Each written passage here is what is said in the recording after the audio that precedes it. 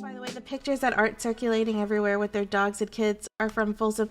Yeah, I actually heard that a lot of those pictures, the surfs were from, yeah, like some BDSM parade.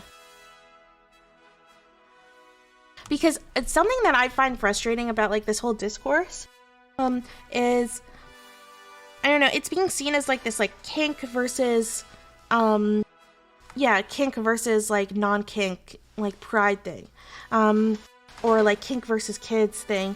And it's a little more, what could I say? I think it's a little more complex than that.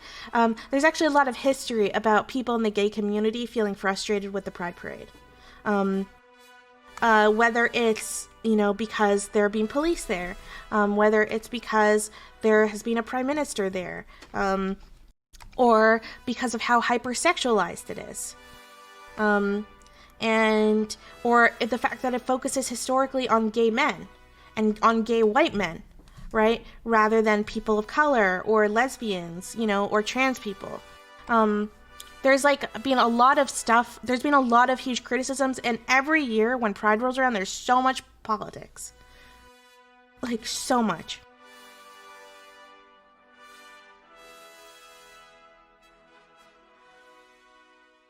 Wow, your avatar moves. Yeah, it does. But yeah, Circe, it's nice to see you here. Oh man, lots of nuances. Yeah, there's a lot of really interesting history. Historically, there's been a lot of tension. And when I say historically, I'm talking about like modern gay history between believe it or not, I actually took classes on this shit. Oh my god, Doobie. Thank you. Wow. Though that message, I don't know. Thank you so much for that donation. There are also real consequences to anti-kink. Yeah, I think this whole focus on kink, I think in general there's a problem. Oh, Rolling Deadly, thank you so much for that donation. Hey, sorry, you have to deal with anti-Semitism. Hope this helps a bit also. Jay Moore always wants to just get into the history. Okay, so there's been a lot of problems. Historically, you have to understand that the gay community, while gay people have always existed, being gay was illegal in most places up to the 1960s or 1970s. I know that's hard to believe for all the Zoomers here, and that's really not that long ago. It was literally illegal to engage in homosexuality. And because of that, it meant that the gay community was historically underground. And by underground, it meant that there weren't things like gay families or at least out gay families, or it wasn't legitimized. It was something that was hidden. It was something that was considered shameful. That was in clubs, in the base. That's kind of how it was treated. So because of that, and even when becoming gay was legalized, it still obviously took time for for it to develop into the community that it is today. Because being illegal is gonna, as you guys know, it's gonna really, really affect that community. And on top of that, keep in mind what was really illegal was considered sodomy. And so because lesbians weren't seen as practicing sodomy, even though you still weren't supposed to be a lesbian either, there was always because gay people and lesbians were treated very differently. There was just always this huge kind of divide between those two communities.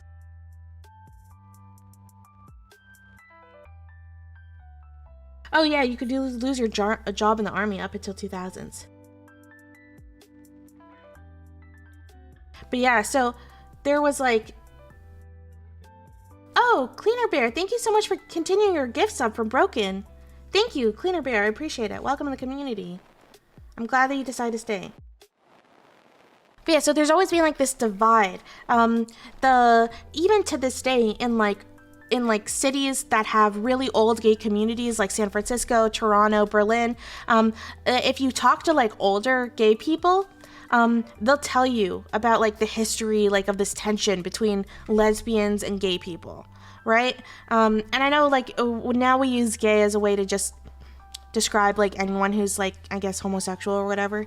But at the time, you know, gay really just was starting to refer to like men who, you know, men who were gay. And so just in general, there was always like this, and I'm sure you guys have noticed it, it's weird for me because I have a lot of friends that are gay, because like dude gay, because I'm bisexual. But then because I'm bisexual and I'm a woman, I also have a huge like lesbian friend group. And I've known a lot about like kind of like the lesbian community. Like I think for us bi girls, like we always have like one foot in, but we never fully feel like a part of it, for various reasons with biphobia and all that stuff. But that's why I've kind of been able to see, I guess, like the both sides of this, this whole thing. Oh no, I said both sides. Shame on me. Okay.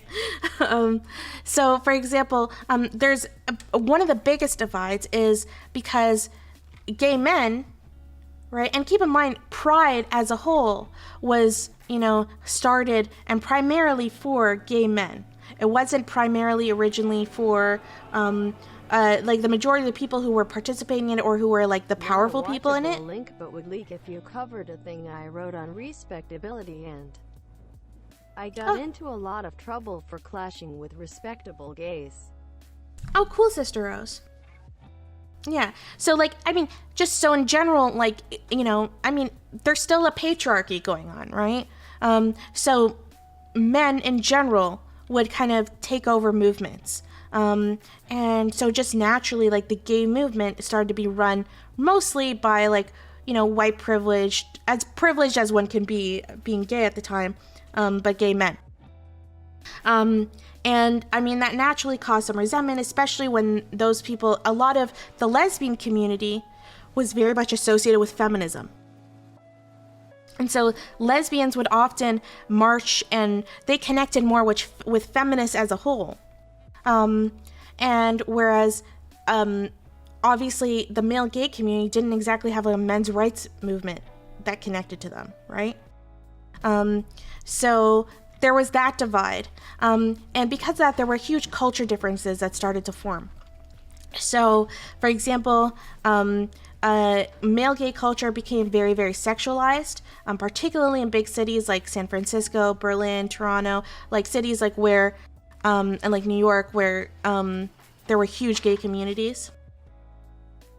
And lesbians are just like statistically and culturally, historically have just not been as like sexualized. They've been sexualized by other people, but not them themselves, right? I think lesbians like tend to prefer, and this is stuff is kind of going away now, right? This is just like a historical thing.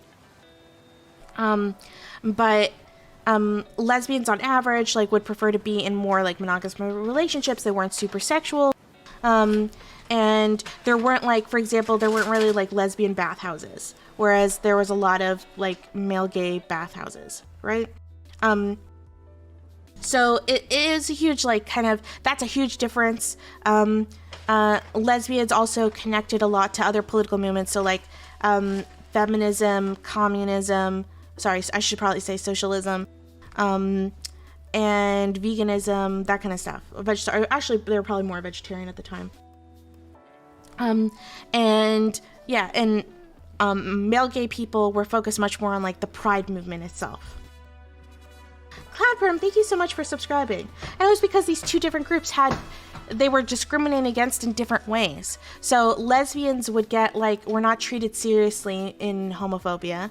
But they weren't outright like illegal, whereas it was literally illegal to engage in sodomy. And people would like, male gay people would be put in like They would literally be put in like prison or chemically castrated for doing the stuff they did. And on top of that, dudes on average are just more sexual, right? Whether it's, I don't know if it's biological, I don't know if it's like cultural, like that's not my expertise, but just like dudes in general are more sexual. So there was just a classic divide between men and women. Right? And this often, and this, I'm not even touching on how much it made trans women feel like pulled between those two groups, right? Because of how much historically they'd been ostracized from the lesbian community because of radical feminism's like association with like TERF stuff, which is a whole other talk that I have to get into. But on the other hand, they also felt ostracized or objectified in the male gay community, and obviously didn't really connect to other dudes, right? So yeah, so that's like its own thing. But I have to talk about like the history of trans people in the gay community, like, yeah, another time, because that's a really long thing. I don't think guys are more sexual. Maybe they're perceived that way. I've seen so many studies that just prove that like they have a tendency to just be more sexual. I don't know, like if it might be socialization. I don't know if it's like biological. That's not my expertise. I'm not doing a biological essentialist thing. And BDSM communities were safe havens for queer folks, but for to find a chosen family. Yeah, I can see that. But yeah, so that was basically the big divide between these two communities.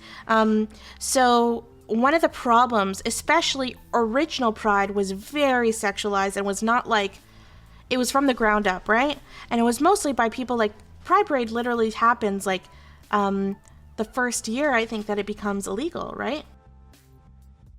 Oh, Citizen Cicero, I'm not going to talk about the serial killer in that community. That's another thing.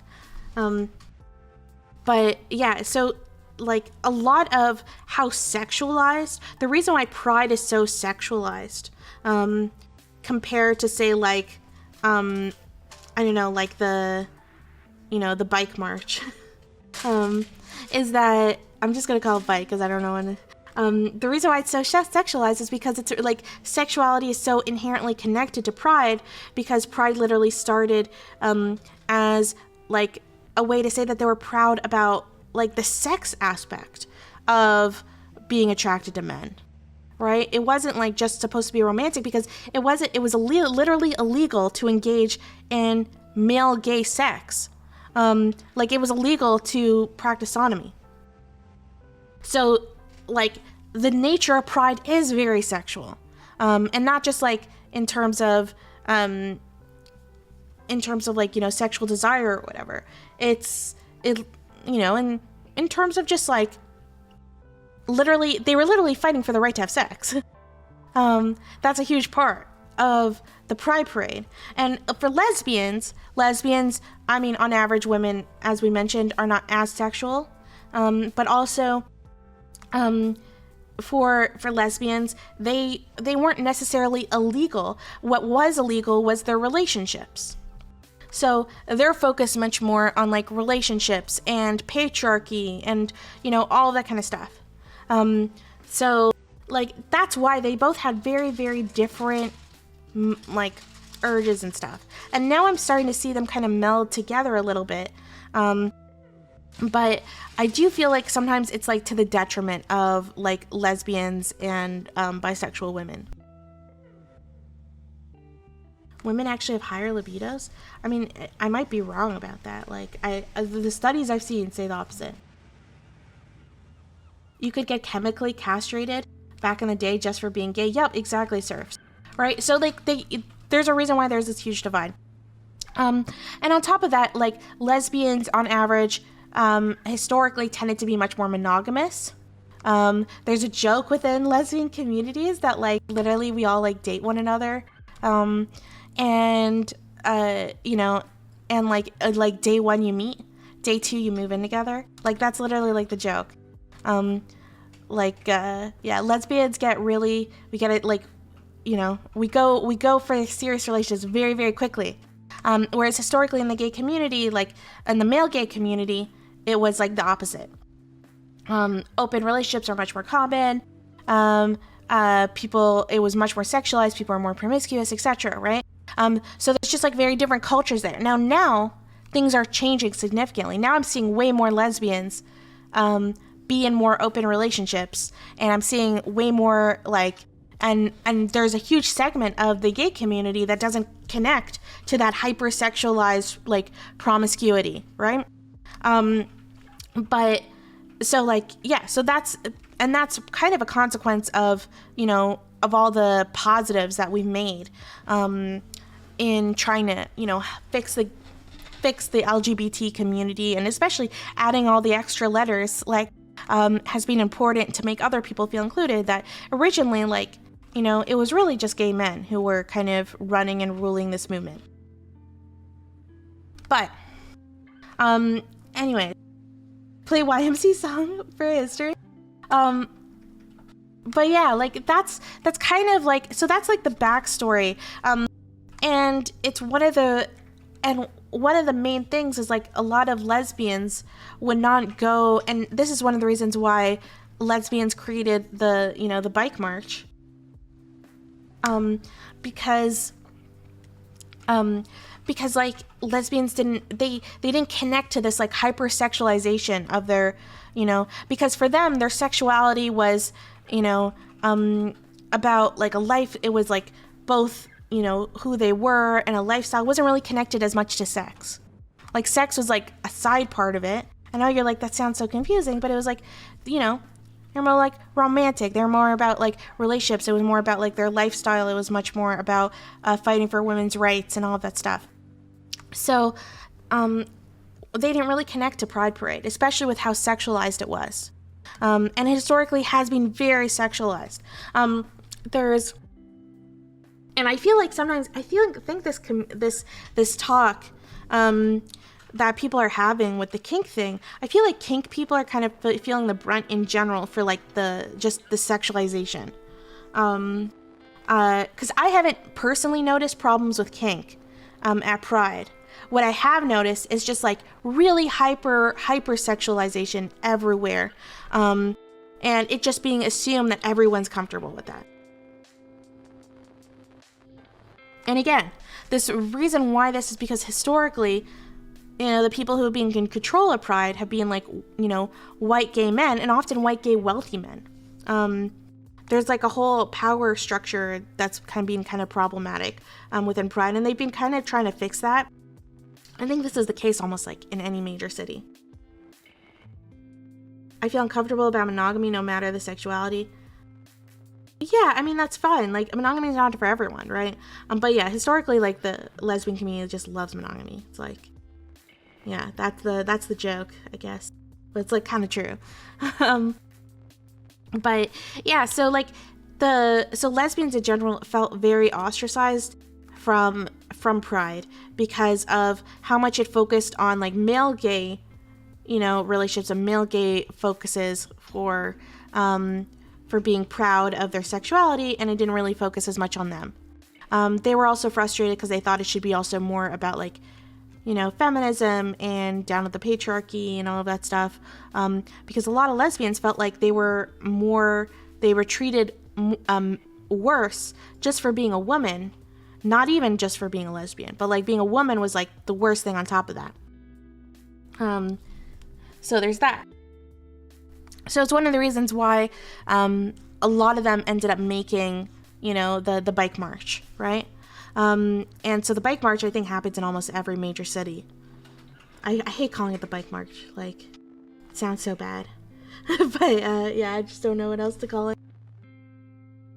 Yeah, there's a lot of women in the Pride parades, right? It's hard to say because now Pride is, like, there's so many, quote unquote, like, allies at Pride. There's so many straight people at Pride that, like, it's hard to know, like, who's actually gay, who's not, all of that kind of stuff. But yeah, like, that's kind of like that divide. For me, I went to Pride when I was, I think, 18. And like, yeah, so I went to Pride when I was 18. Number one, I didn't like the crowd. The crowd really sucks. Like, just, there's so much, this Discord is stressing me out too. This discourse. Kobe, I understand. Yeah, so, like, I went to Pride and it was, yeah, the crowds were, like, overwhelming. And then on top of that, there was just so much nudity.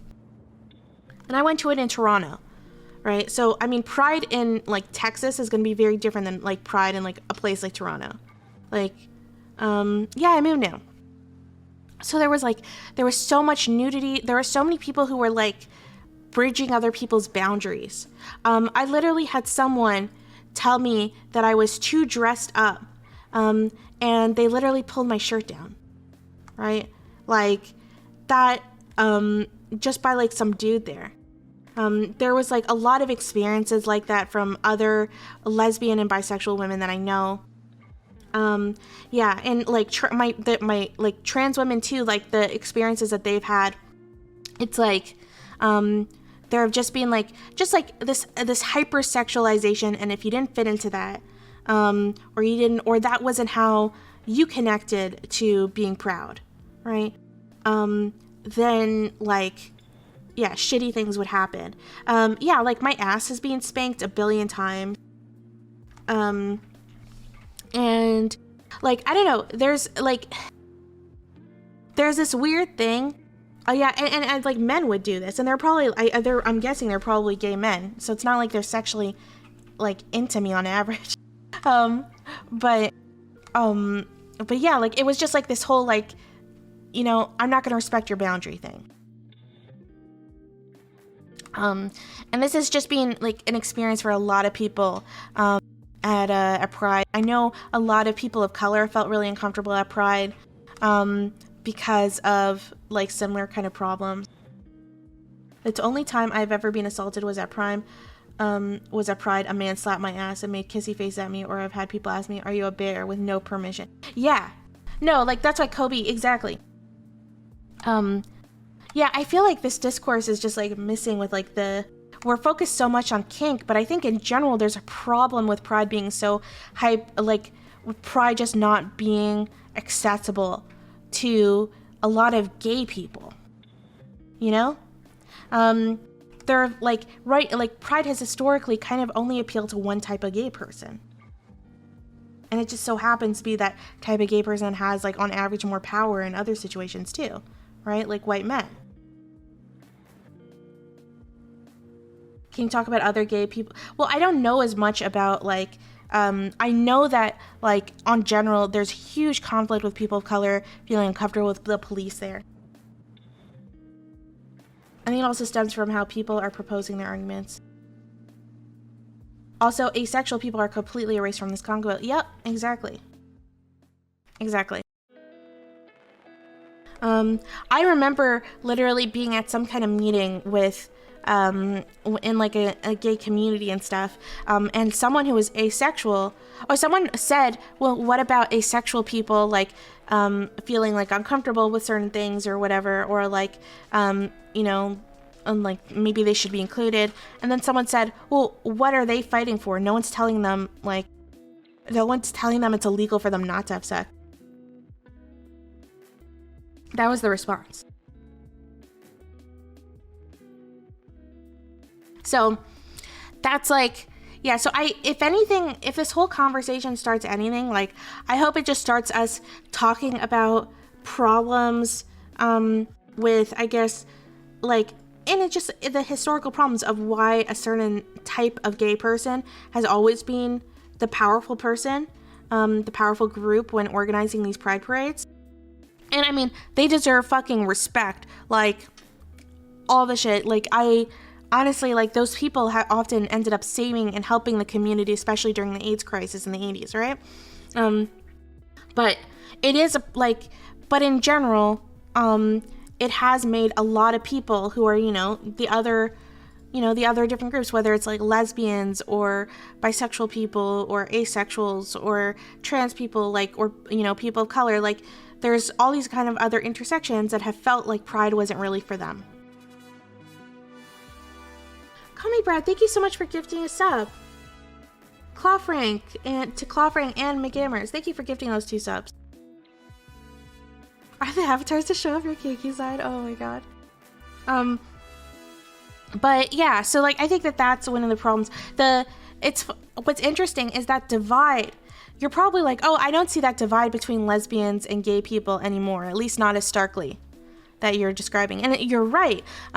Particularly in the 80s, there was a move from the lesbian community to try to kind of build a bridge with male gay people in the male gay community.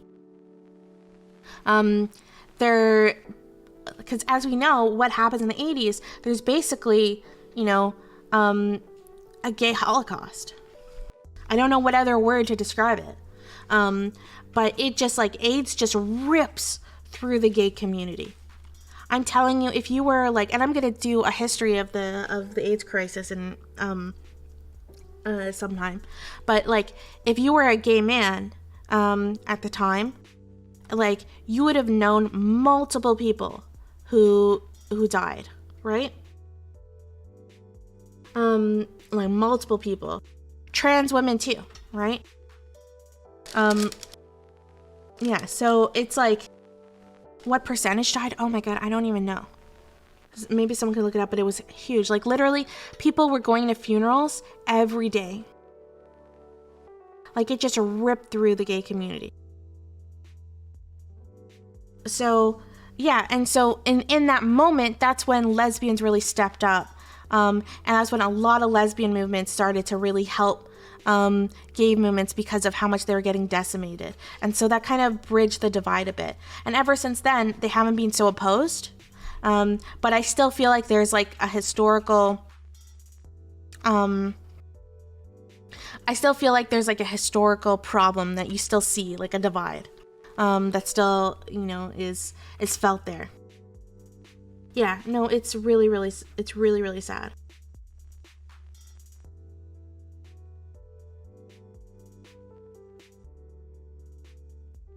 Oh, I've never seen that TV show. It's a sin.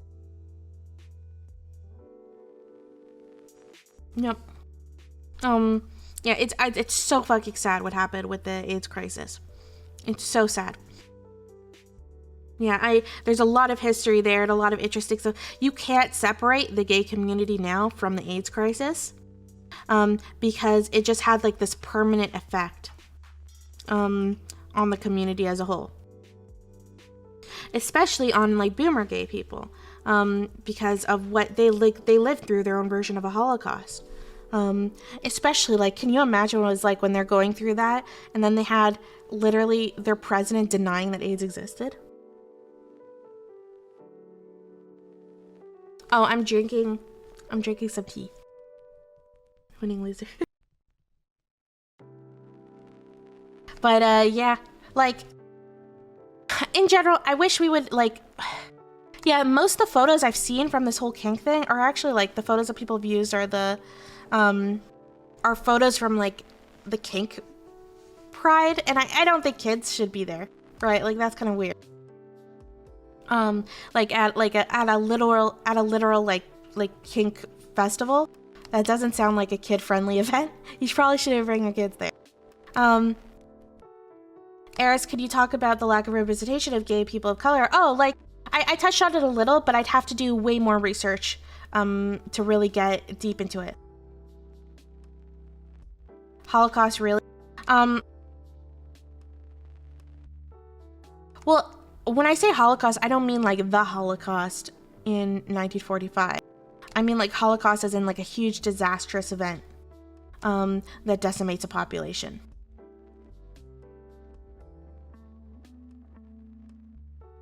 But anyways, I'm not like equating the two.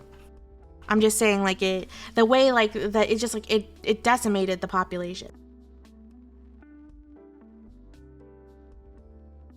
But anyways, so I'm hoping that this whole like this whole discourse at least gets a little productive and us talking about inclusivity of pride, because you don't want to be so inclusive. The problem is, and I understand why a lot of gay people have become very defensive over this. you don't want to be inclusive to the point of like losing your entire soul. And especially like the history of Pride, as I mentioned, is so hypersexualized. Like the history itself, like they were literally fighting for the right to fuck, right? So like you can't, it's hard to separate the sex part. And it's one of those challenges where it's like, I understand why gay pride needs to, in some ways needs to be so sexualized, because it's like, that's part of the whole thing.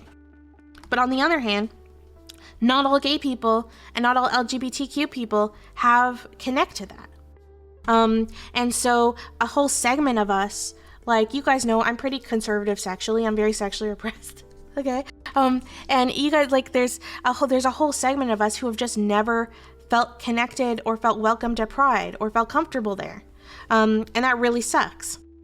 So like we kind of have to decide, what's the priority. And things do need to grow and change, but you don't want to lose that, you don't want to lose the soul of the event. And I can tell you that Pride has become so corporate, like everywhere, it's just so fucking corporate, that like a lot of people feel like it already has lost its soul. I think in general, the easy solution is just have like a more family friendly Pride in the day. Because I think people bringing their kids, like especially like, I mean, can you imagine a 12-year-old comes out as gay to his parents, and he's like ashamed, and then parents are like, no, you should be proud, like we'll take you to this festival, we'll take you to this parade, and we'll show you how proud you should be. Like imagine how a beautiful experience that can be for a kid. And so like just in general, I feel like it makes more sense to have like a kind of family friendly kind of thing in the day, and then like an evening night Pride. But, and in big communities that'll work, but in smaller communities that's going to be tough. So I don't know what the right answer is.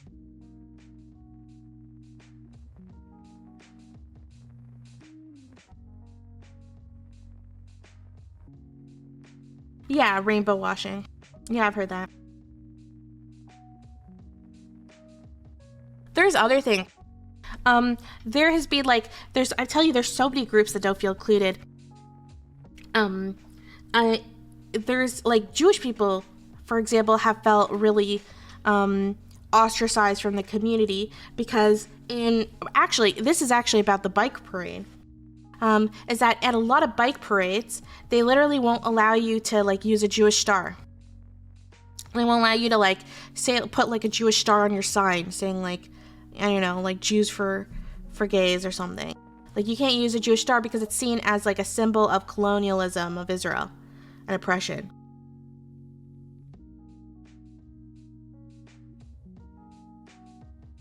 Yeah. So like, yeah, you could look that up, right? So a lot of Jews felt like that was really anti-Semitic. And yeah, so there's this whole discord between like, I guess, Jewish communities and queers against Israeli apartheid, right? And they're like, there's definitely like some conflict there too. Like there's so much conflict. It's like hard to even know where to get into it. Yeah, no, like,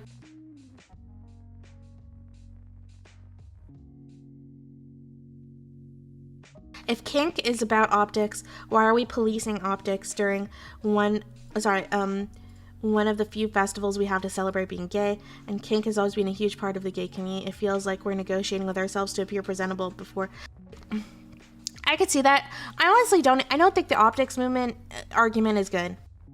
I don't like buy that much. To me, the argument is about how many of like, you know, like actual gay people have felt ostracized and have not felt included because of, you know, the hypersexualization and the hyper focus just on like white gay men at LGBTQ like Pride.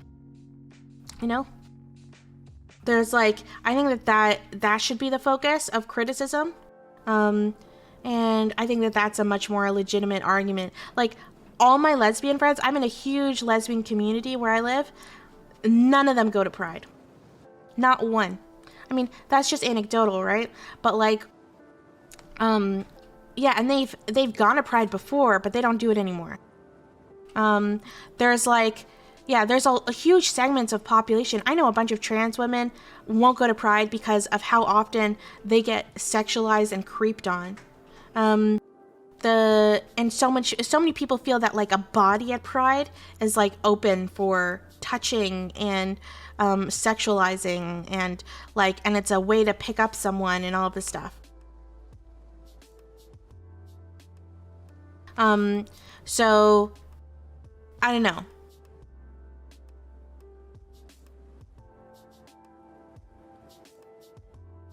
Hot take, Kobe, kink is a massive part of a very specific LGBT demographics history, specifically the history of LGBT people in larger cities among mostly middle-class white people. The kink community does not play a much... Yeah, no, I agree with that, Kobe. Like, I agree. It's a tough thing, right? Yeah, because like a lot of times the rights of one group intersect with the rights of another group, and there are also a lot of gay people that like literally are still fighting for the right to be legally gay. To still like they're still fighting for totally different things right now. You know, because not everyone is as privileged as, you know, us in the first world. So there's like, you know, it's a tough issue. It's a tough issue, and yeah, like I know a lot of people said that like, oh, like a lot of this, a lot of like the way people dress are like, it's not technically sexualized. Like if you make it, but it's like that feels so dishonest because we know that like the reason why, I don't know, the reason why someone's like being nude or walking someone else with a leash, like it is sexual. Like, let's be real. A historian of fortune on? I'll talk about the history of fortune.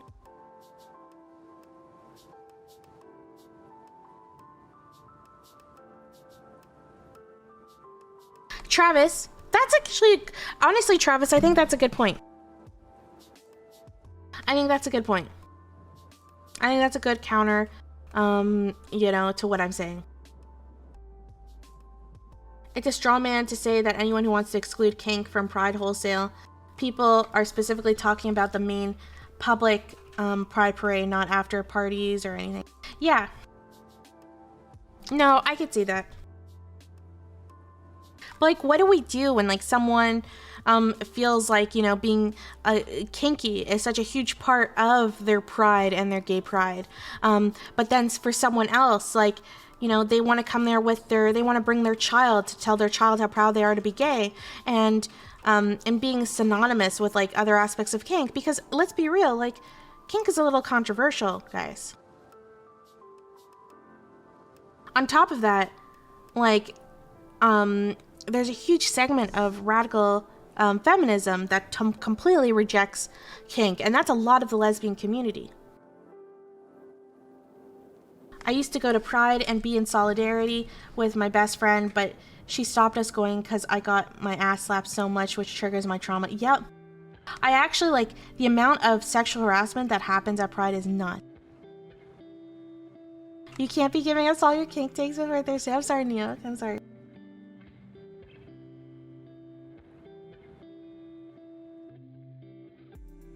Yeah, and I do think kink stuff is very sexual.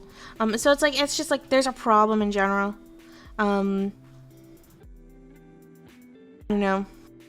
I know some people were posting like advertisements, like sexualized advertisements that kids get exposed to, but like, I don't know if you guys have noticed, but a lot of that stuff has dropped off in the last 10 years because there's been so much pushback against this like hypersexualization of everything, especially with children.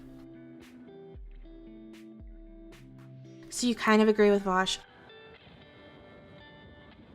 I guess, but I think that, I think that the criticism shouldn't be focused so much on, I feel like the kink community is kind of being like a scapegoat. And yeah, like I think the criticism should be focused in general on Pride being like so focused on one group. and or like being run mostly by one group and not being inclusive to a bunch of others.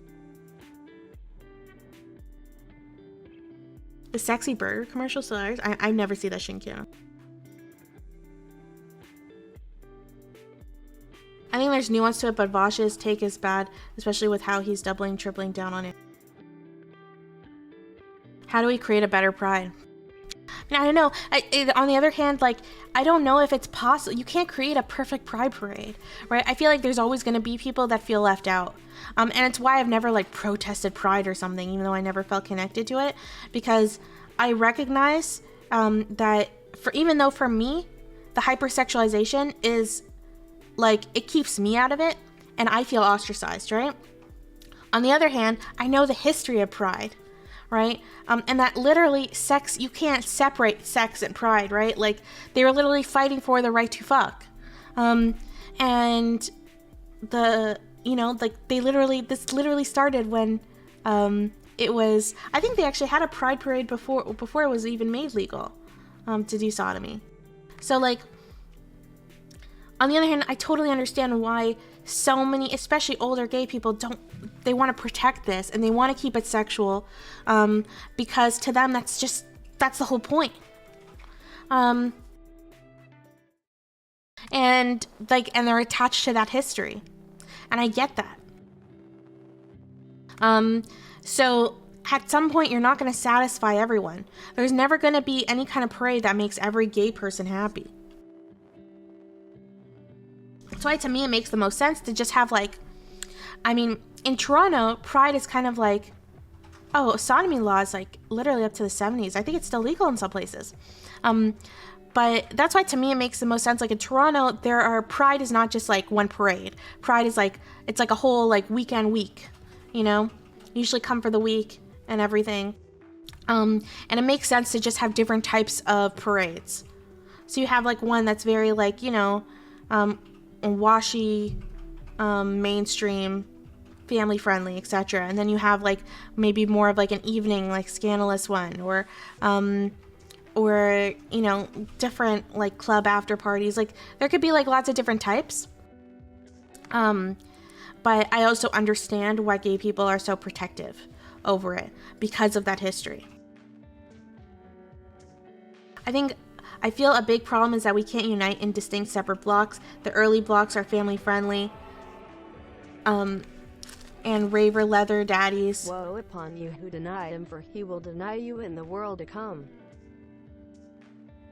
Well, okay, 10. Well, thank you for the $5. Okay. The early blocks are family friendly, and rave leather daddies get the whole tail of the parade. A mullet strategy, in other words, is what Pride in my city does as a decent compromise. In the end, the blocks don't mean separation. We all march together. Yeah, that's a good solution too. Because, like, a lot of times, like, your experience of Pride is going to be very dependent on where you are in the parade. Because it's a very big parade.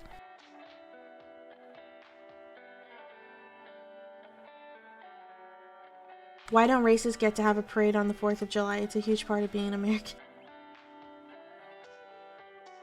Oh no. Oh no. Do you guys mind I might eat my croissant?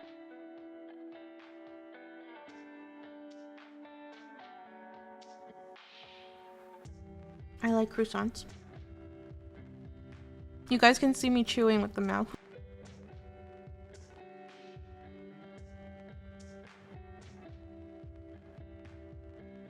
Eris, have you been to Tel Aviv? Oh yeah, I have. I hate the weather in Tel Aviv. It's too hot. It's like stepping into an oven.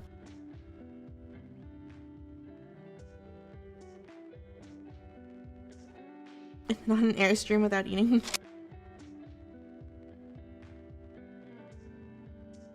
But I don't know, like, do you guys think I'm being wishy-washy on the Pride thing? Do you think I'm being, like, fence-sitting? Am I being a coward? Where are the chicken nuggets, though?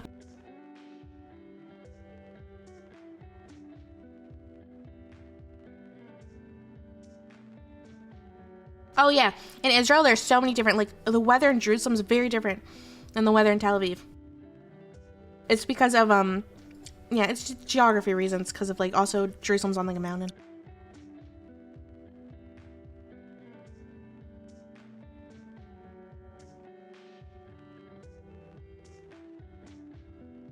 Yeah, it's like a hard thing because I also, my personal experience, I personally, like if I was just thinking like totally privately, I would love Pride to change. Okay. Like, I would love Pride to be focused on exactly me. So, because then I would feel great and then I would feel totally included. Like, I would love it if there was like no nudity, that there's no like hypersexualization, that that everyone is 6 feet apart. Like, that's good. That's my style of Pride, right? But like, I also understand why that can't happen, you know? I understand why that. Oh my God, Jay Moore. Shh. But I understand like why people are so attached to Pride. And I think this is a moment all communities go through this, where they go through like their pushes to change and all that kind of stuff. Believe it or not, this goes with during Zionist marches or like pro-Israel marches in Israel. Because there's one, I think, that happens every year. I forget what it's called. There's a huge segment of the pro-Israel, like, or of the people who want to go, that believe that Israel can only continue to exist if it, like, stops doing what it does to the Palestinians, right? So they want to be, like, pro-Israel and pro-Palestinian. So they'll, like, protest the occupation, and they'll protest, how Gazans get treated and all this stuff, right? And so they want to go march at like the pro-Israel parade. And so they'll often, like, their flags will often have like an Israeli flag or something like that, and a Palestinian flag, like with like a peace symbol beside it. And like a lot of the pro-Israel community like doesn't want them to be there, because they're like, oh, like, like you're playing for the other side or something. And so this happens with so many protests, like where it's like this, like intersections of these different values, and like, and these parades.